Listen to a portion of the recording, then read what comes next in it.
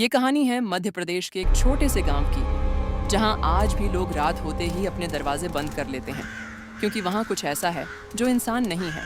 करीब 10 साल पहले उस गांव में रमेश नाम का एक लड़का रहता था। रमेश बहुत हिम्मती था। उसे भूत प्रेत जैसी चीजों पर बिल्कुल विश्वास नहीं था। गांव के बाहर एक पुराना टूटा हुआ घर था। लोग कहते थे कि वहां रात में अजीब आवाजें आती हैं, और जो भी अंदर गया वो कभी वापस नहीं आया। एक दिन रमेश ने अपने दोस्तों से शर्त लगा ली कि वो उस घर में पूरी रात बिताएगा। रात के करीब 12 बजे रमेश अकेला उस घर में गया। शुरू में सब कुछ शांत था, लेकिन अचानक ऊपर से किसी के चलने की आवाज आई। रमेश ने हिम्मत करके ऊपर जाने का फैसला किया।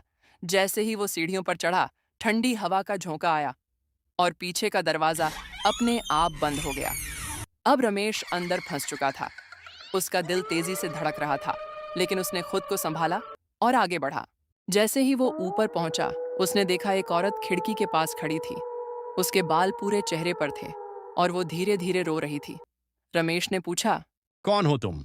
लेकिन वो औरत अचानक उसकी तरफ मुड़ी। उसका चेहरा बिल्कुल खाली था, ना आंख ना नाक, सिर्फ काला अंधेरा। अगली सुबह गांव वालों ने रमेश को उस घर के बाहर बेहोश पाया। जब उसे होश आया, उसने सिर्फ एक ही बात कही, वो अभी भी अंदर है। कुछ दिनों बाद रमेश अचानक गायब हो गया, और आज भी उस घर से रात 2 बजे रोने की आवाज आती है।